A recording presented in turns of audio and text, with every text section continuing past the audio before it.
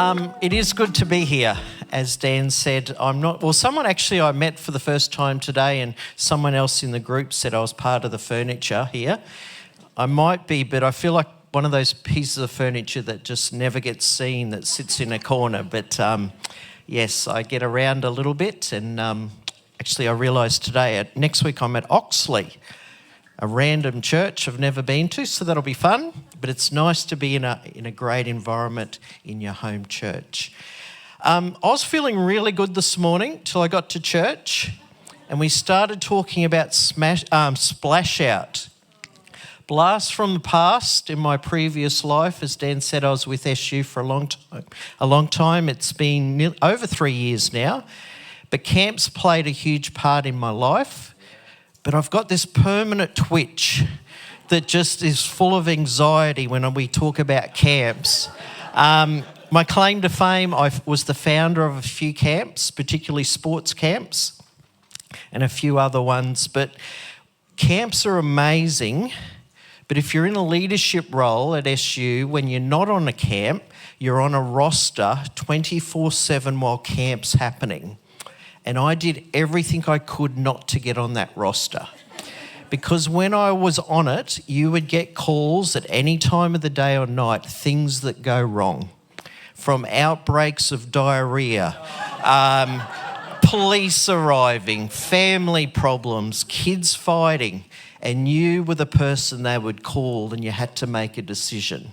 And awesome time of my life, but this anxiety, as soon as someone says, it just comes back into my mind. Before we start, a quick little thing. You won't know, but across the state today and next week, depending, is Blue Care Sunday. It's a celebration that we do as part of the work within Uniting Care Queensland, and we celebrate everything that happens under the Blue Care banner. And a lot of churches are involved in that this Sunday. So part of my work is with Uniting Church. Don't know if you know about Uniting Care Queensland. That's like an agency that sits under the Uniting Church. We do aged care, retirement living, hospitals. Blue Care and Lifeline are one of our brands. A crazy place to work. There's 17,000 staff, the biggest employer and people in Queensland outside the government, and our mission is to support people with God's love in the health sector. Pretty amazing. Part of my role is I look after chaplains that work in our aged care facilities across Queensland and the Northern Territory. There is a real movement of God in young people, as Dan said. And I was talking to someone this week from out of state, and he said people in other states are talking about Queensland and what God is doing. It's amazing. But do you know, in our aged care facilities, we have chaplains across Queensland and the Northern Territory. In every fortnight, we run nearly 100 chapel services. Over 1,500 people attend.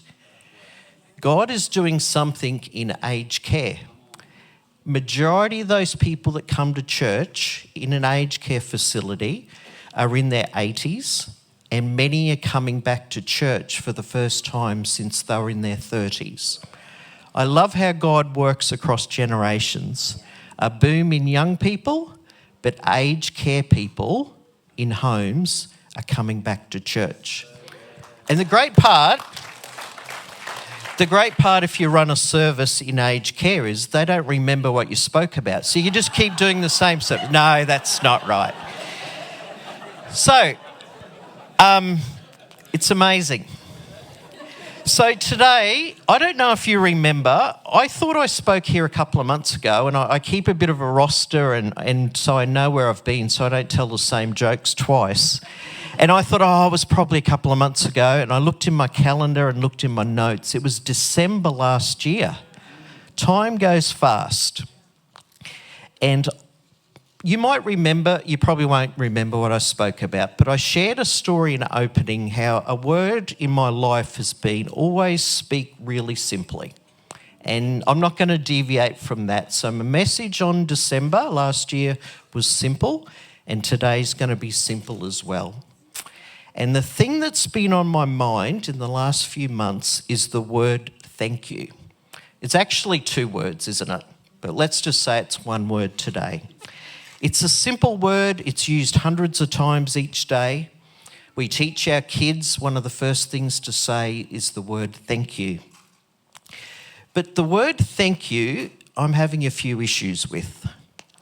And I might actually need some counselling because I have been so frustrated that people do not say thank you.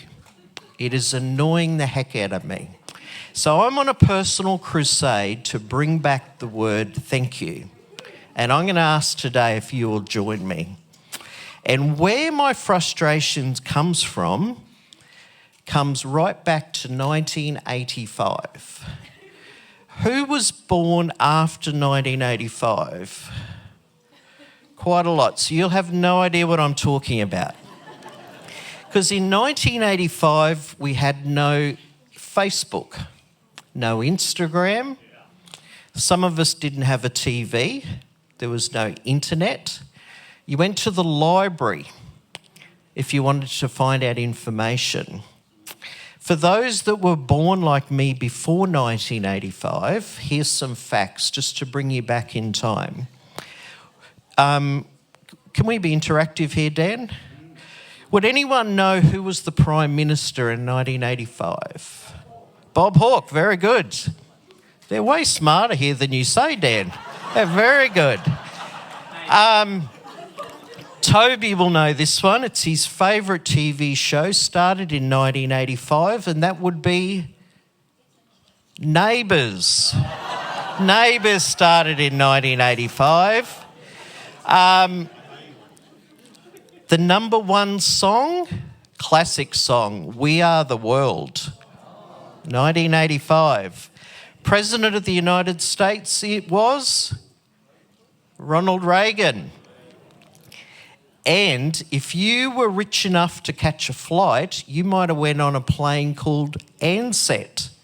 They were the days, Qantas or Ansett.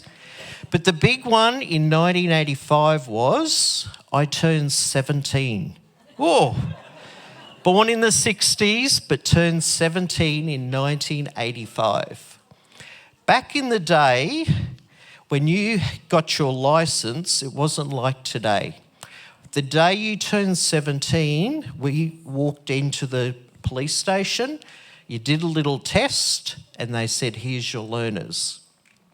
Off you went, and whenever you felt comfortable, you went back into the police station, you saw this scary policeman, and then he took you for a drive and said whether you get your licence or not. I was so nervous I wouldn't get it, but I actually got it, and I still don't know how. Because if you ever go to Bundaberg, right in the city centre is this huge war memorial. I actually hit the side of it as we went round it. And I still to this day remember what the policeman said. He said, do you know that you've just hit the war memorial? And I was like, yes I do. And he said, if you ever hit it again, I will hit you. And he gave me my licence, which is incredible. But one of the things we learnt as a new driver, and I grew up on a farm, was to say thank you when you drive. On the farm, we did it 3 ways. On the steering wheel, you'd go, if you pass someone. The cool people would go just like that, and some people would just go. That's how they would say thanks. Do you know what I've noticed in 2026? When I'm driving, and I drive a lot, very few people say thank you when I let them in a lane. I let them out of a park and there is no acknowledgement of thank you. Driving this week, and I was like, oh, thanks God for the illustration for Sunday. Down Kelvin Grove Road, which is a busy road.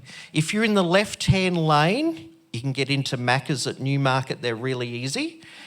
But there's always cars parked along Kelvin Grove Road, so you've got to cross lanes. There's this car stuck there. No one let them out, and I thought, yep, I'll let them out. Stopped, backed up all the traffic, let the car out, nothing. Not a word. And I'm like, this is driving me crazy. I'm going to bring it back.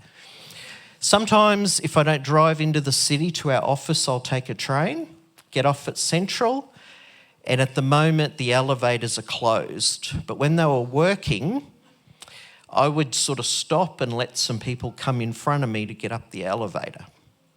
Nothing. Not a thing. And I'm like, seriously, what has happened to the word thank you? So we're going to bring it back. All right? So what does the word, and I keep referring it to one word, but what does thank you mean? Thank you is actually a polite phrase used to express gratitude, appreciation, or to kindly accept or decline an offer. It's very simple. The word thanks comes from an old roots meaning thought or to think. Historically, long ago, the saying thank you meant, I remember what you did for me, or keeping a good thought in mind for the other person. It's a very, very simple concept that we teach our kids each and every day. If you're not from Australia, you may have picked this up, but we like to make things shorter, what we call Aussie slang. So in Australia, we don't always just say thanks. We make it a little bit different. So have you heard these words? We sometimes say cheers. All the cool people say cheers, I've learnt. It's just a really fast thank you. It's a default for thanks. We just say cheers. Seems odd if you're not from Australia. You get a coffee and you go cheers. People sometimes look at you. There's this other one. I'm not a fan of this one, but it's the word TA, ta. Ta. I think that's a terrible one, but anyway, that's just me. It's a very short, it's an old school way to say thank you when we receive something. Some of the other cool people in the room say this one. They say legend, champion. It's a bit weird again, isn't it? You buy a coffee, they give you the coffee and you go champion and walk away. The other one, this is my personal one, and this is the one I use on emails. It says, thanks heaps. I like thanks heaps. It actually sounds warmer. It has an extra little bite to it, thanks heaps. And if you're really Aussie, sometimes you'll say good on ya as a form of thank you. So all of those concepts of thank you are different, but they all mean the same, thank you. And in every culture, and we would have different cultures in church today, whether you're from a different culture, language, political belief, the word thank you is actually understood everywhere. It's a common word, universal across the world. A couple of things to think of and to take note of. A thankful person notices blessings. A thankful person notices blessings. An unthankful person notices what is missing. Keep that one in mind. Being thankful changes our perspective before it changes our circumstances.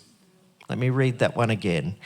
Being thankful changes our perspective before it changes our circumstances. A classic verse in Psalms, and you will know this one. Give thanks for the Lord, for he is good. His love endures forever.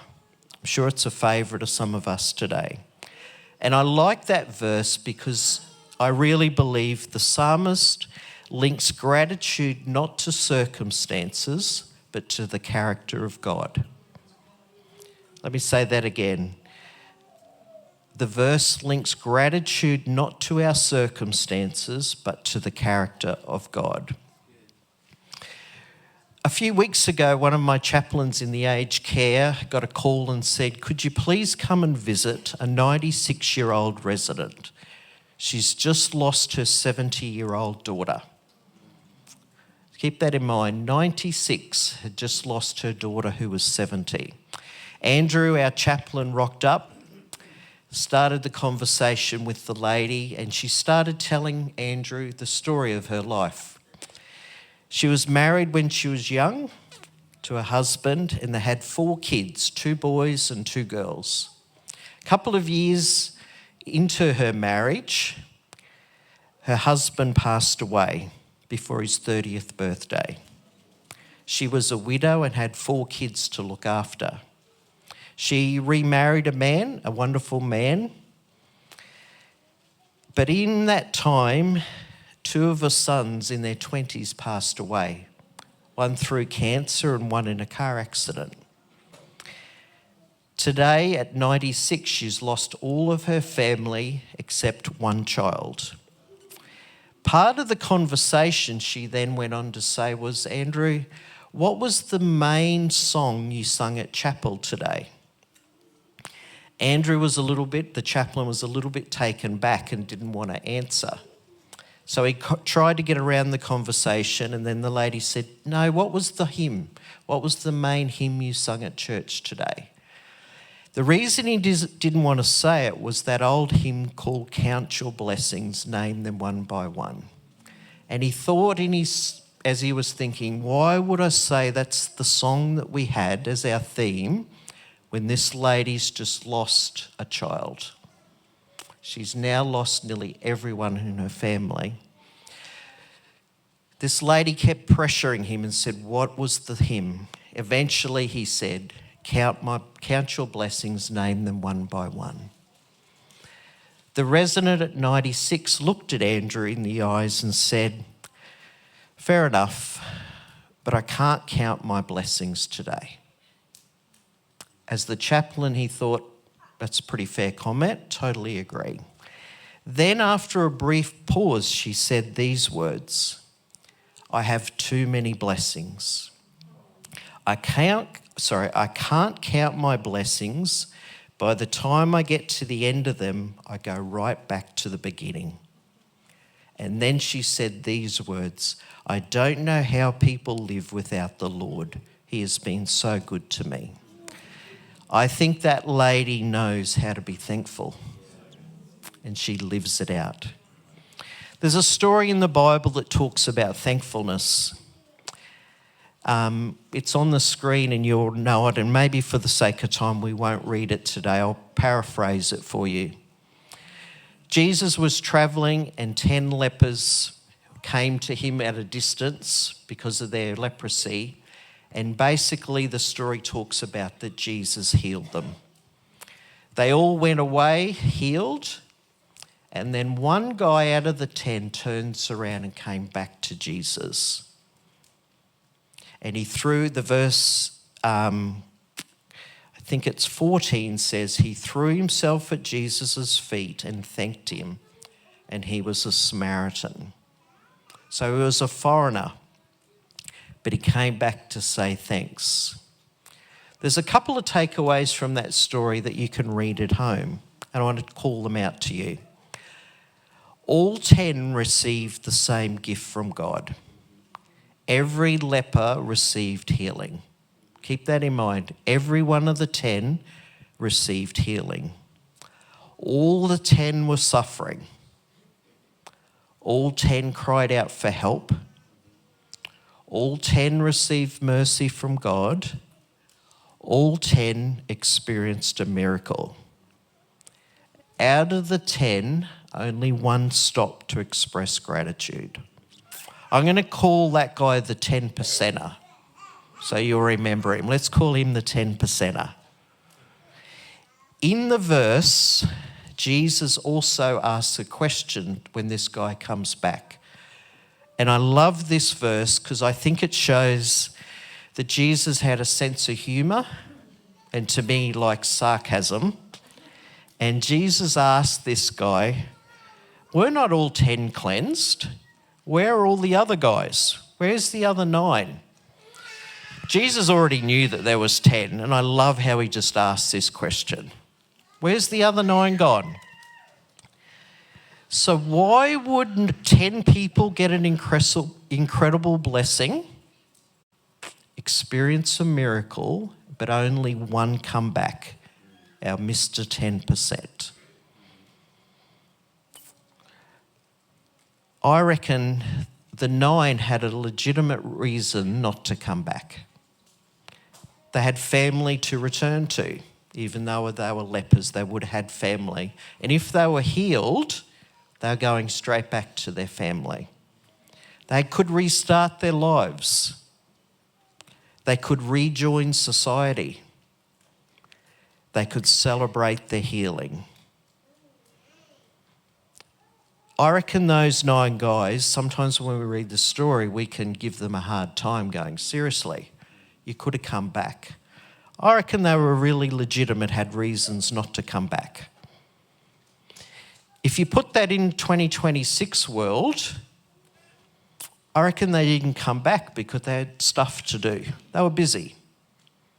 They might have had bills to pay, people to see, friends to have coffee with, social media to check. Imagine the post you could put up. I saw Jesus, I got a healing. Imagine the likes you'd get on that post. There was living to be had. They had an incredible miracle. They were healed from leprosy. They had a whole life to live. So I reckon the 9 were fine not to come back. But one person did, our 10%er. Let me leave this word. Gratitude requires intention. Gratitude requires intention. 90% of the men didn't come back. One guy, our Mr. 10%, did. He had the same busy lives, he had the same family, he had life to live, but yet he came back. He was intentional. He had the same miracle, nothing had changed.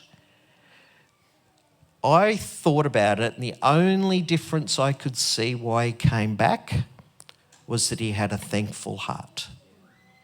The other guys might have been thankful as well. They might have thought about coming back. They might have planned to come back, but they actually didn't. This guy did. I love this verse in Thessalonians 5:18. It says, "Give thanks in all circumstances." Very easy to read, a little bit harder to do. But God encourages us, give thanks in all of our circumstances. So today I'm going to leave you with a practical challenge on our mission to be thankful and in my own personal crusade. I'm going to leave you a practical challenge and a spiritual challenge, and the spiritual one has 2 parts to it. And at the end of the year, Dan's going to do a performance review and see how you go, aren't you, Dan? All right, your practical challenge to change the world to be thankful. 150 of us this week are going to set out on a challenge. Your challenge is maybe write a note to someone and say thanks. Very easy. Make a phone call and say thanks to people. Because we live in 2026, you could send a Facebook message and say, thanks. Thanks for all that you've done. Thanks for helping me. A simple thank you. I think it's a really simple challenge, but I really believe if everyone in the congregation today took the challenge up over a period of time, I could be wrong, this is what I reckon will happen. Our families would be nicer to each other. Workplaces will be kinder to each other. Churches will be stronger. Communications healthier if we all do the mission of saying thank you. Gratitude and saying thanks is not merely a word. I think thank you is an action word. And I believe the heart of our Christian faith comes the greatest thank you of all. And it's found in a very, very famous verse, I guess, that people of faith, we know off by heart. John 3:16, "For God so loved the world that he gave his one and only Son, that whoever believes in him shall not perish, but have eternal life. Of all the things that we can say thank you for in our Christian faith, that's the greatest, that deserves our thanks today. If we were to go around the room today and ask each of us how God has blessed us, we'd get a lot of different answers. It could be health, it could be families, it could be opportunities in life, it could be friendships, it could be God's daily provision in our lives. Let me leave this little word with you. The difference is not always about who receives the blessing. The difference is who notices them. I wonder this morning, out of all the blessings, do you stop to notice what God has given you? The 9 men in that story that had leprosy focused on what they received. The 10%er focused on the one who had given it. There's a huge difference. I talked about it when I was 17. Not long after I got my licence, in part of that year when I was 17, I was teaching Sunday school.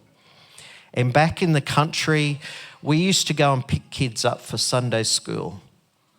And it's a different world than we live in today. You probably can't go and pick up kids in your own car. But we did all kinds of crazy things in 1985.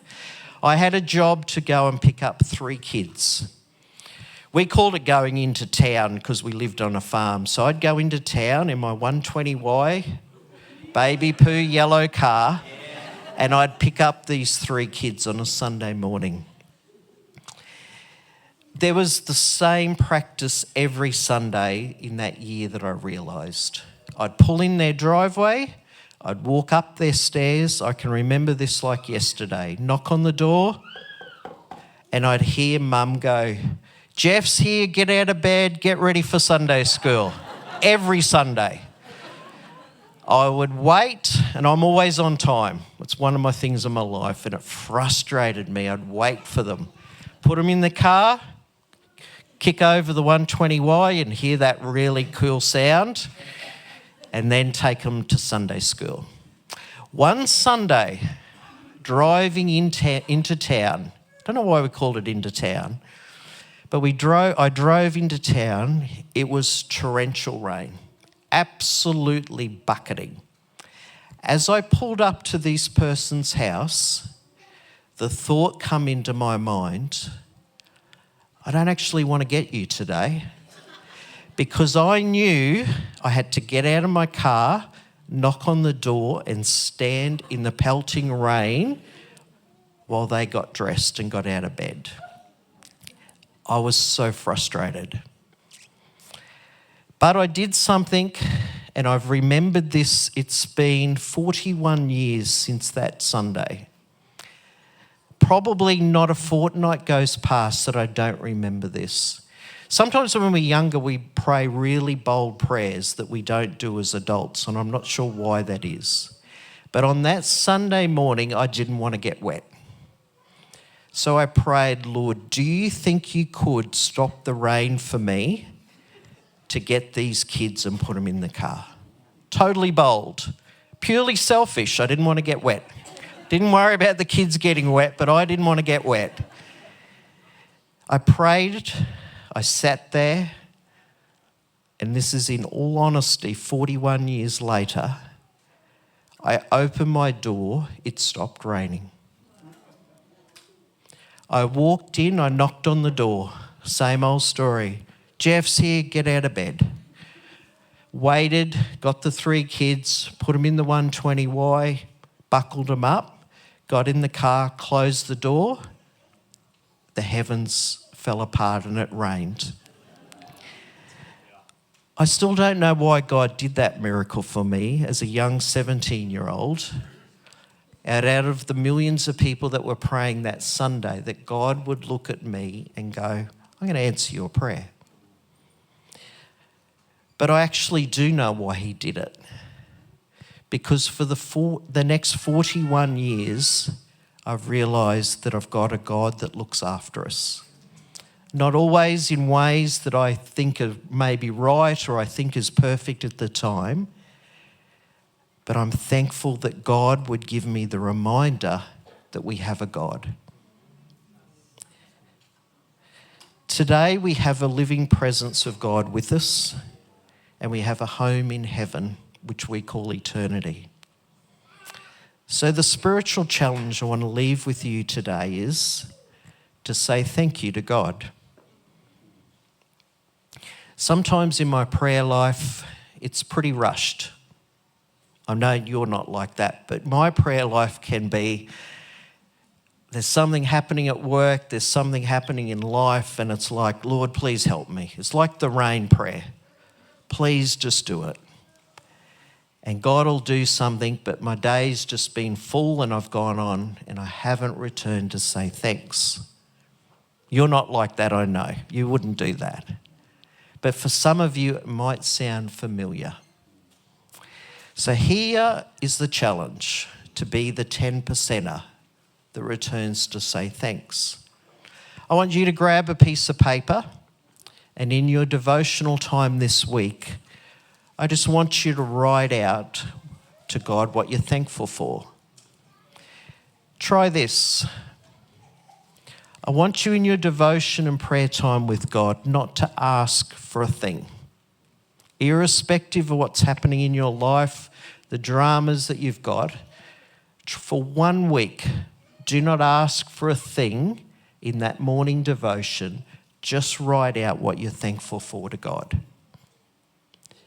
I guarantee you that you will fill pages on a piece of paper. What are you thankful for? Just sit with God, no request, no complaining, no wishing, just what you are thankful for. It'll change your whole week. It may even change your life. The part B of the challenge is do you know the one who gives the blessings? Maybe we've known the one who gives the blessings, but we've moved away from it. Today I want to challenge you to go back to the person who gives the blessings. I'm not into poetry one little bit. Could think of nothing worse than reading poetry. And I've just offended all the poets in the room. But there's this poet called Mary Oliver, and she wrote a poem, and in it she asked this question: What is your plan to do with your one wild, precious life? Let me read it again. It's a cool question. What is it that you plan to do with your one wild, precious life? Today we all have a precious, wild life that we get to live, and it's really short. Last night I was reading a book and it talked about, for a majority of us, we get to enjoy 80 summers. It's a weird concept. You know, some of us love summer. For most people in life, you get to enjoy only 80 of them. If you think about that, it shows that life is really short. So if life is really short and we may get to enjoy only 80 summers, what are we doing with our one and wild, precious life?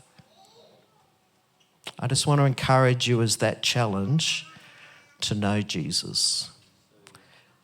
The giver of all gifts, the giver of all blessings, the one who gives us a home in heaven for eternity.